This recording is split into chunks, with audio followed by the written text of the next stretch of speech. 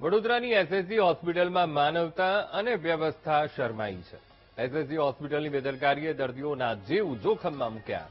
Emergency વોર્ડમાં વીજળી ગુલ થઈ, પરંતુ જનરેટર ચાલુ જ ન થયું।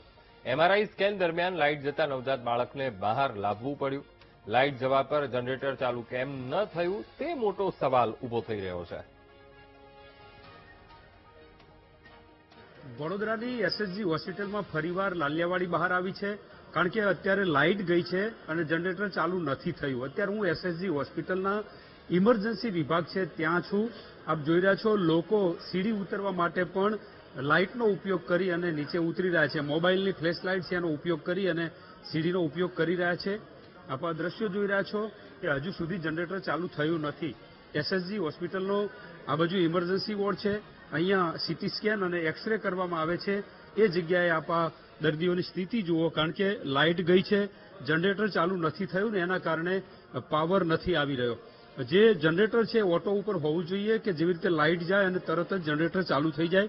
રાજ્ય સરકારે તમામ સુવિધાઓ આપી છે, પરંતુ અહીંયા એસએસજી હોસ્પિટલમાં આ જે જનરેટર છે ઓટોમેટિક ચાલુ થવું જોઈએ નથી થઈ રહ્યું અને એના કારણે આ દર્દીઓની સ્થિતિ, જે નાના બાળકો છે એમને પણ અત્યારે ગરમીમાં પરેશાન થઈ રહ્યા છે। એસએસજી હોસ્પિટલમાં જે લાઇટ શરૂ થઈ જવી જોઈએ, શું કહો છો? જનરેટર છે એસએસજી હોસ્પિટલમાં તેમ છતાં ચાલુ નથી થયા, લાઇટ ગઈ છે, અત્યારે લાઇટ નથી। શું કહેવાનું? જનરેટર સરકારે આપેલા છે, એ ચાલુ નથી થયા, ઓટોમાં જોઈએ ચાલુ થવા જોઈએ। મુશ્કેલી પડી રહી છે લોકોને, કારણ કે લાઇટ નથી। અહીંયા તમે તકલીફ તો છે, અઢી કલાક અહીંયા ઉભા લાઇટ ગયું છે ને એના કારણે આપ દ્રશ્યો જોઈ રહ્યા છો।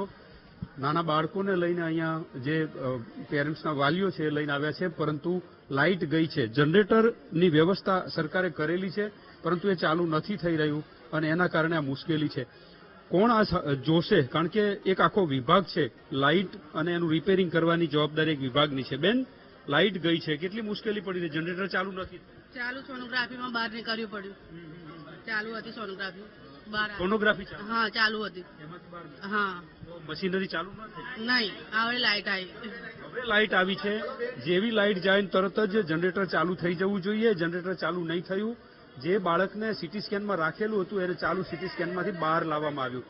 વડોદરા એસએસજી હોસ્પિટલની આ સ્થિતિ છે, જનરેટર તરત ચાલુ થવું જોઈએ, નથી થતું ને એના કારણે લોકો છે મુશ્કેલીનો સામનો કરી રહ્યા છે। કેમેરામેન કિશોર ક્ષીરસાગર સાથે માનુ ચાવડા, વીટીવી।